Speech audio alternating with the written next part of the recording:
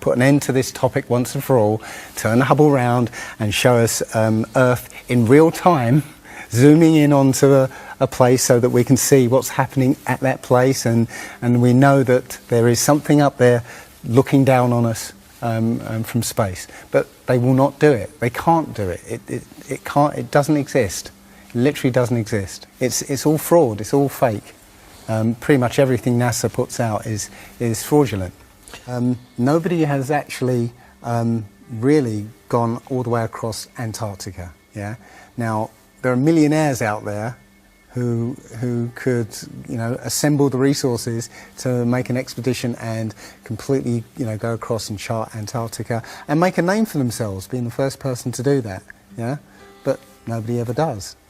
Now you can actually measure the temperature of the moonlight next to the temperature of the shade of the moonlight, and you'll find the moonlight is colder than the shade, the opposite from the sun. So the moon is throwing out its own light, and that light is the opposite from the sun. Now that tells you that it's not reflecting the sun's light. It's producing its own, and its light is different from the sun's. So the scientific community have not told us this, because they won't tell us this because it destroys this idea that the sun is lighting up the moon. The other thing that's about the spinning Earth is looking at the stars. Now, directly above the axis of spin is the pole star, Polaris, directly over the North Pole. And we're told that the reason that all the stars spin around the North Star is because the Earth is spinning at 1,000 miles an hour. Seems to make sense, because if you put a long exposure camera pointing at the North Star, you'll see the stars will make perfect circles around, perfect star trails. The only problem is the Earth is also orbiting the Sun at 67,000 miles an hour. The Sun is moving, dragging the Earth and all the planets up that way or that way at 600,000 miles an hour. So why do we see perfect circles?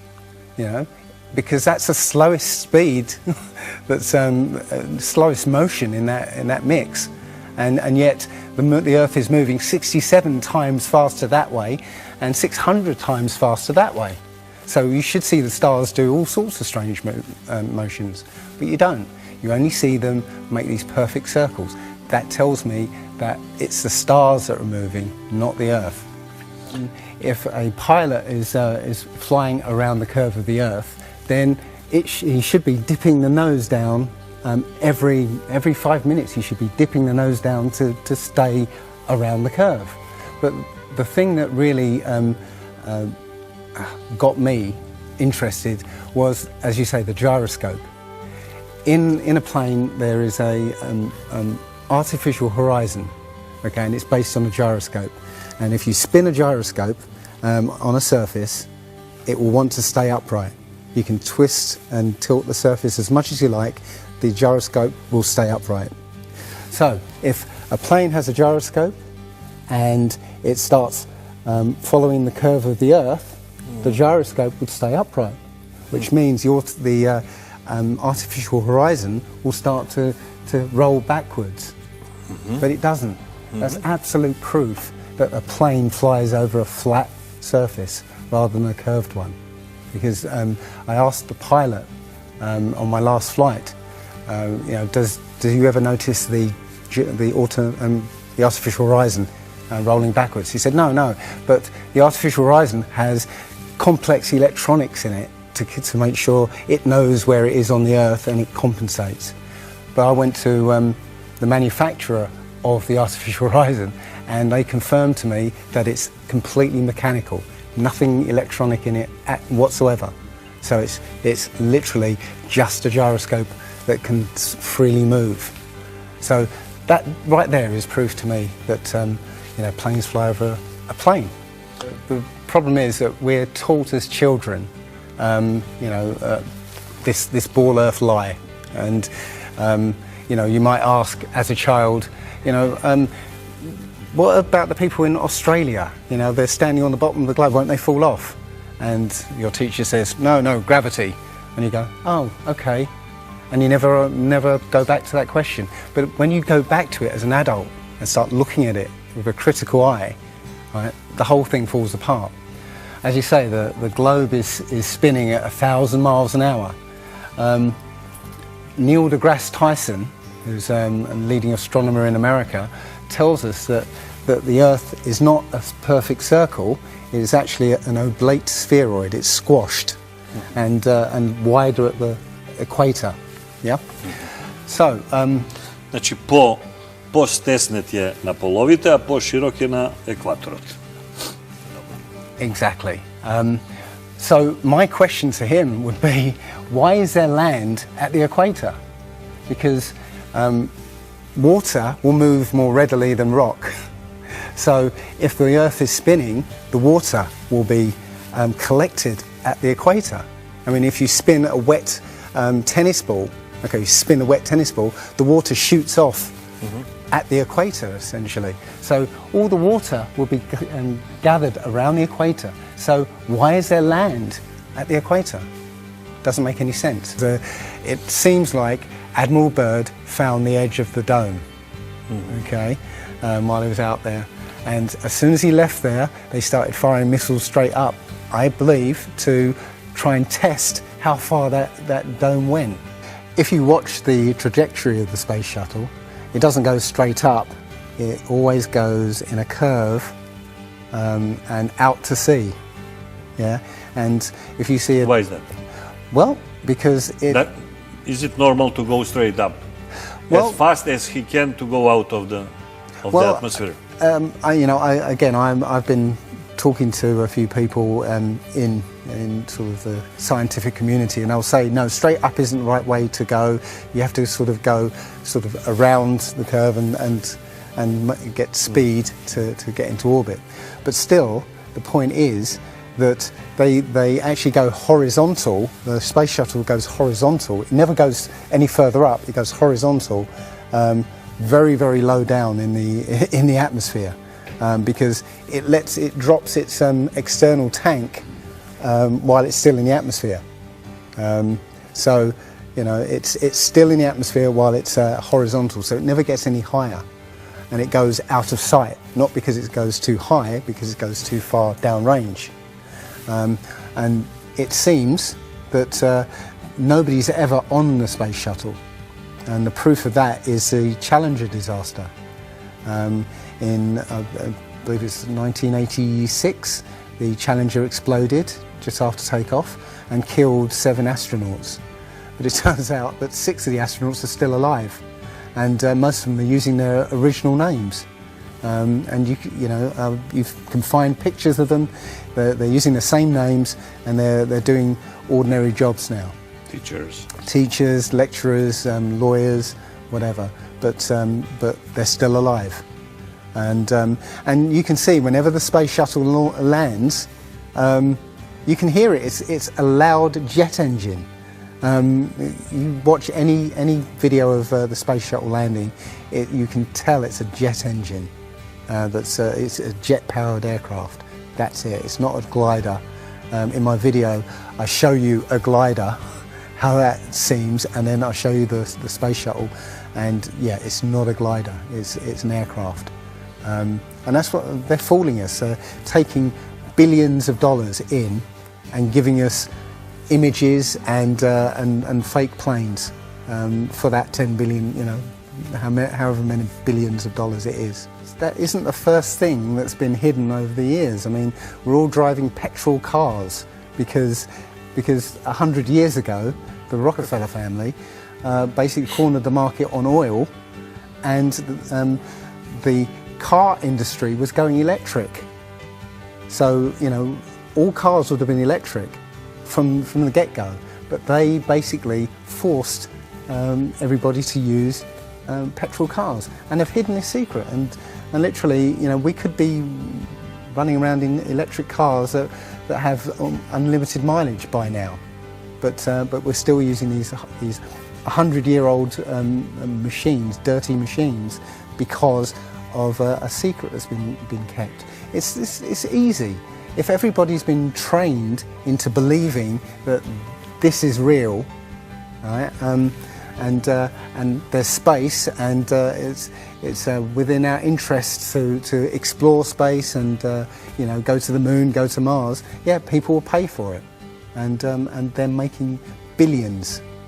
And yeah, there's more to it, because I believe there's a big deception coming, and it's to do with aliens, because now since Roswell, 1947. That was the first time anybody had ever understood the idea of aliens. But since then, we've been bombarded with science fiction and the idea of aliens. And most people believe there are aliens out there. So they've prepared us for an alien invasion or an alien saviour. And I think the flat Earth came along at the right moment to educate people, to make people believe or understand that we've been lied to.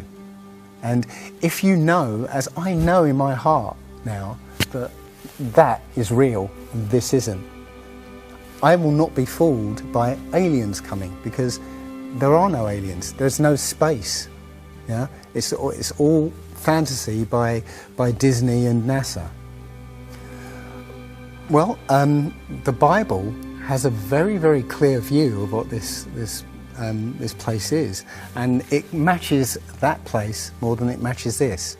Okay, and what it says is the great deep is under it, just water. It's just deep water, and above the firmament is water. And it says in Genesis that he separated the water below from the water above, and made a space. And then made dry land appear out of the water. So what's under the flat Earth? Well, it's water, and it just goes on. Again, I don't know for sure, because I've not been under there. I don't know what's past the outside of, or the first few hundred miles of Antarctica. But everything I've seen over the last year and a half tells me that is true and this isn't. And I'm starting to believe and trust my intuition about this. You think? It's true, because this world is very different from what most people think it is. There are very powerful people who essentially rule this world right now. And the ordinary person is a slave in this world. And slaves aren't educated. They're taught what they need to, or they need to know. That's it. They're not taught truth. They're taught what they need to know. And so you're taught enough so that you can, do the paperwork and operate the machinery, but you're not meant to know what's really going on, because that's the power they have over us. They know what's going on, how this world works. We don't, so they can control us. In my opinion, the Big Bang theory and the theory of evolution and the ball Earth theory are all interlinked, and they're all there to make us feel as though we're insignificant. We're small, tiny, miniature, unimportant pieces of slime crawling around on a speck of dust in an infinite universe.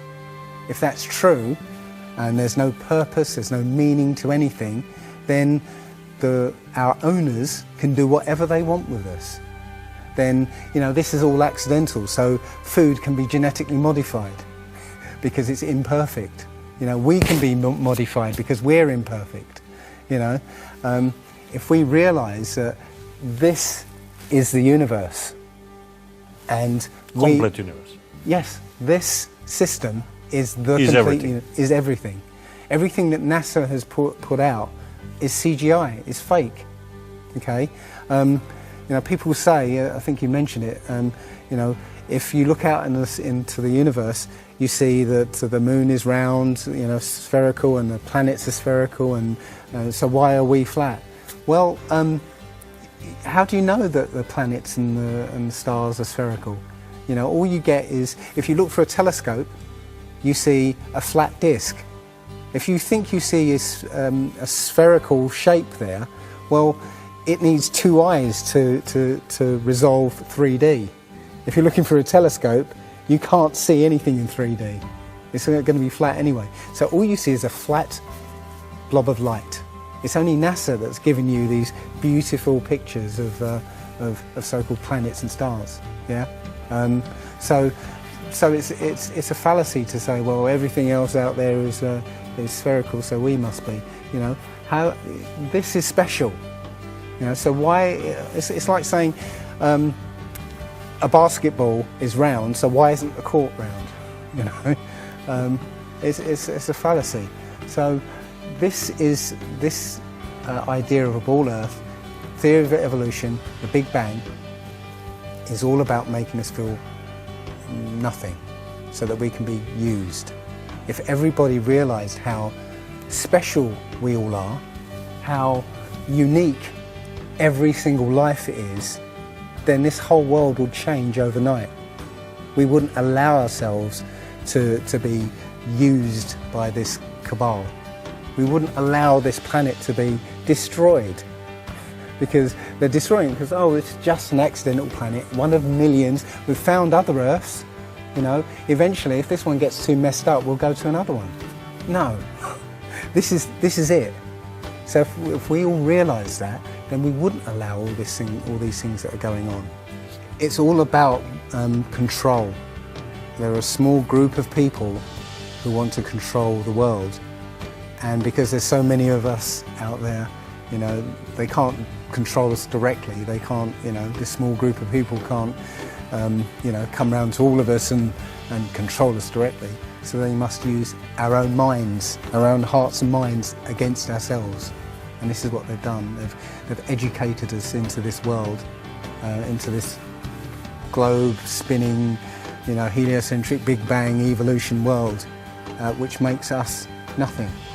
And as soon as we change that, this is amazing, because when I first started looking, it was about 1.5 years ago, I looked on YouTube and there were maybe about 100 videos, not even that probably, and nobody was talking about it, right? And then over 2015, it exploded. There are thousands and thousands and thousands of people looking at Flat Earth now. And what happens is that you'll watch something or read something, and something will strike a chord in your mind, and you'll think, yeah, I've always wondered that. And what will happen is you will start feverishly researching. I mean, what happened to me was, as soon as I got that, I spent every waking hour looking for things and testing things, and this seems to be replicated with thousands of people around the world who suddenly come into this. They start, you know, researching and getting a passion for this, because this is what I think, it's the truth, and we recognise the truth when we hear it, and you know, we feel it, and this I believe has come at the exact right time, so that we awaken to what's going on in the world. Nothing else, you know, 9/11 even hasn't awoken people, right, to this extent. You know, for me, I've been an atheist for 40 years. From the age of 13, you know, I didn't want anything to do with God and Bibles and whatever and religions. And now I know for a fact there is a creator. There are only two possibilities. Either there is a God or there isn't. And both of them are terrifying. Yeah. If there isn't a God, then nobody's in control. We're hurtling through space, and there's no plan, and there's no nothing, and you know, that's terrifying. If there is a God, then we'd better find out who he is and what he wants, and do exactly what he says. And it turns out that he gave us very specific instructions on how to live. And they're not rules as in, you know, laws that you know, that you must follow because you know, or put you in prison if you don't. No, these are rules to live by, to make a harmonious world. You know, don't harm anyone, don't kill anybody, don't steal from people. You know, don't covet people's items. You know, Don't lie. don't lie. I mean, these things are written in our hearts anyway. Yeah, but we're in a society that that legalizes all of the 10 Commandments. You know, the policemen and soldiers can kill. They're allowed to kill. Yeah, you know, Politicians can lie. they can lie. They are lying all the time. They're actually. lying all the time. Police have been told that they are allowed to lie to try and get to catch somebody. Yeah, they're allowed to lie. Everything in the 10 Commandments is legalized in this society. That tells you who runs this society. Yeah.